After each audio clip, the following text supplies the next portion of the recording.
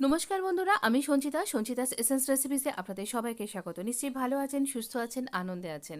দেখুন, একটা সুন্দর এগ পকোড়া বা এগ ফিটার্স বলতে পারেন। তো চলুন দেখে নেব আপনার সান্ধ্য আটাকে বা আপনি গরম ভাত আর ডালের সাথে একটা কিছু সুন্দর পকোড়া খুঁজছেন, তার চাহিদা মেটাতে, বা কোনো গেস্ট এসে গেছে যিনি এরকম নমকিন পকোড়া পড়তে পছন্দ করেন। চলুন আমরা দেখে নেব এই ঝটপট পকোড়ার এরকম একটা সুন্দর রেসিপি। এখানে আমরা নিয়েছি কুচনো পেঁয়াজ, কাঁচা লঙ্কা, নুন, হলুদ, আর এখানে দিয়ে দিলাম একটা ডিম। এখানে একটা মাত্র ডিম দিয়ে কিন্তু আমরা এই পকোড়াগুলো তৈরি করে নেব। এখানে আমরা খুব ভালো করে এটা মিশিয়ে নিচ্ছি, নুনটা যেন দলা না পাকিয়ে যায়।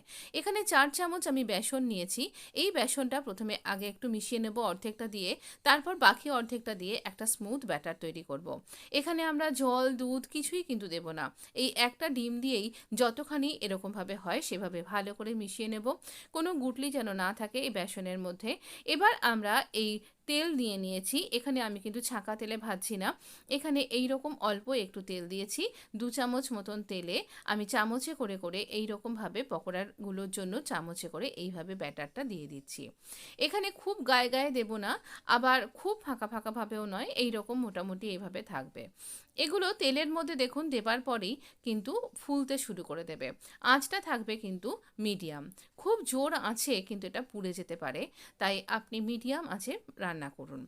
ভালো করে ঘুরিয়ে ফিরিয়ে আমরা রান্না করব, যাতে আমাদের এই পকোড়ার যে পুরো ব্যাপারটা, সেটা ভেতরে যে স্টাফিংটাও রয়েছে সব কিছু যাতে ভালোভাবে কুক হয়ে যায়। ডিম কুক হয়ে যাবে, বেসনটাও কুক হয়ে যাবে, আর খেতে কিন্তু অনবদ্য লাগবে। মানে ভীষণ সুন্দর একটা চটপটা টেস্ট দেবে।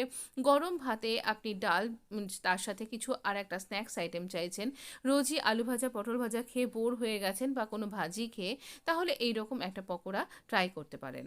বা কোনো গেস্ট এসে গেছে, তাহলে তার জন্য ট্রাই করতে পারেন। একটা ব্যাচ তুলে নিয়ে আমরা এই ব্যাচটাকে আবার দেব। আর এই রকম একটা স্মুথ ব্যাটার হবে, না খুব পাতলা আর না খুব ঘন। বেসনটা কিন্তু অতিরিক্ত পরিমাণে দেবেন না, তাহলে ডিমের টেস্টটাই কিন্তু নষ্ট হয়ে যাবে। আর খাবার পরেও কিন্তু বোঝা যাবে না যে এর মধ্যে ডিম আছে, কিন্তু খেতে হবে ডিমটা থাকার জন্য ভীষণ টেস্টি। আর ভীষণ ফ্লপি তৈরি হয়েছে এগুলো। আর এরপরও আরেকটা ব্যাপার আছে, এখানে আমরা দিয়ে দেব এই ওপর থেকে স্প্রিঙ্কেল করে দিচ্ছি একটু ভাজা জিরে। আর এখানে যে কালো যে নুনটা থাকে আর কি, ব্ল্যাক সল্ট যাকে আমরা বলি, তো সেই নুনটা দিলে পারে একটা সুন্দর টেস্ট আসবে এবং সুন্দর একটা অ্যারোমা আসবে। খেতে ভীষণ চটপটা লাগবে। আমচুরও কিন্তু দিতে পারেন। তাহলে আর কি, আপনি পুরো ভিডিওটা যখন দেখলেন, প্লিজ লাইক করুন, চ্যানেলটা প্লিজ সাবস্ক্রাইব করুন। ভালো থাকবেন, নমস্কার।